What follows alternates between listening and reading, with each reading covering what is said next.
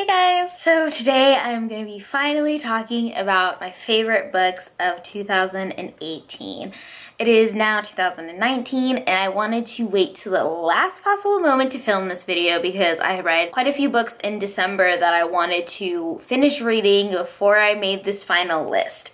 So this is the top 5 books. So these are the books that I found to be my favorite, and they're a pretty good variety. I have a couple of nonfiction, one graphic novel in here, and some also really great fiction as well. So let's just get into it. So in the number 5 spot comes Monstrous, written by Marjorie Liu, and the illustrations are by Sana Takeda. It's amazing. It's really hard to describe what goes on, but there are these different types of people. So there are humans, and then there are kind of like these demons, and then there are like these hybrids basically. So we follow our main character, who is a hybrid, but she's also missing one of her arms. So it has like very good like disfigurement representation as well, and it's just a very interesting story. I'm very curious to see where it goes in the next volume, but this really first volume really drew me in, and the illustrations are just so beautiful and it just grabbed me, and the story was really intriguing. In the 4th spot, we have The Rise and Fall of Dinosaurs, A New History of a Lost World by Steve Brusatte.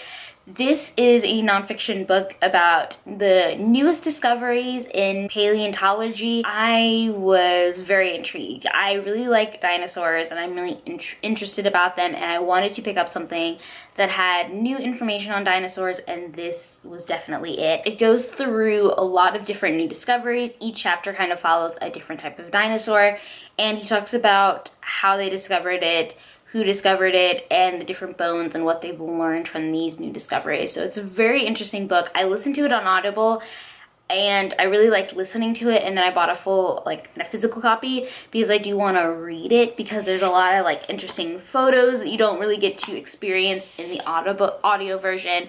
But I really enjoyed it, and it's definitely something I would recommend if you're at all interested in dinosaurs and prehistoric science basically. And coming in 3rd place is Why I'm No Longer Talking to White People About Race by Reni Eddo-Lodge.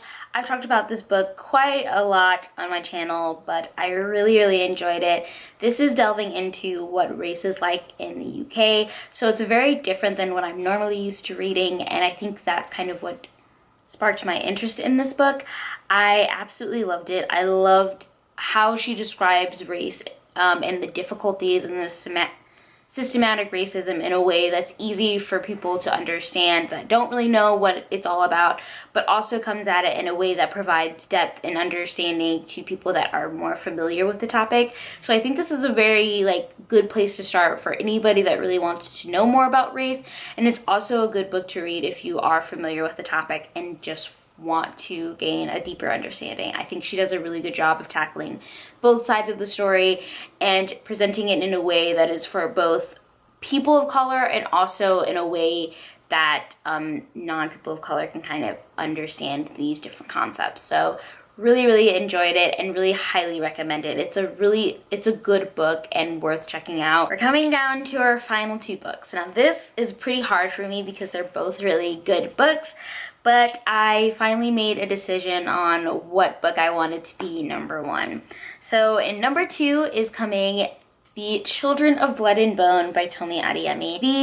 This was very close to becoming the number 1 book on my favorite books of 2018, but there's another book that just beat it, and I'm sad to say that because this book is amazing, because not only does it follow our main character who is Black, and pretty much all of the characters in the story are Black. It takes place in a West African inspired world, and it is amazing. There's really nothing that I didn't like about this story. It's a journey story too, so you get to see the characters kind of go on this journey and explore the world and go to different towns and stuff in the world, which is very interesting.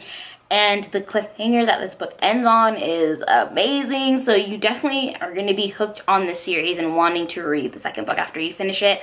But I loved it. It was a good time. I really liked all the characters. I think the romance was a little quick, but I think that it's going to add a very interesting dynamic to the story, just because the two characters that are the main romance are very different and polarizing people. So yeah, I think it's going to be very interesting, and I can't wait to see where the series goes. And number one, my most favorite book of the year came right at the end of the year, so it was a good thing that I kind of held off on making this video. And it is The Girls of Paper and Fire by Natasha Yang. I have a full review on it, so I will link that down below, as well as all the reviews for these books down below if I have them. So I won't say too much about like what the story is about, but basically it follows a girl who gets pulled into become one of the king's paper girls, which are basically like the king's concubines. So it's a very sad story in that sense, because we have these very young girls who are basically taken as sex slaves for the king. So it deals with a lot of like very dark and deep issues, but I think Natasha does it in a way that is beautifully done. I really think it's worth all the hype that it's getting. I think the characters are really amazing. The romance, it's a female-female romance, which I really like. There are only like a few things that I disliked about this book, but it wasn't anything that really ruined the story for me in any way. I absolutely love this book. I would recommend it to anybody, and it's fabulous. I have a physical copy, but I am giving it, I let a friend borrow it because I want everybody in my life to read it. So yeah, so those are the top 5 books that I have read in 2018. Those are the top 5 books that I read in 2018. Let me know if you've read any of these books and if you enjoyed them or didn't enjoy them. And I'm really curious, like, what are your top 3 books in 2018? I really want to know, because I might just add them to my TBR if I haven't read them already. So yeah, let me know down in the comments. And I will see you guys very soon with another video. Thanks again for watching. Bye.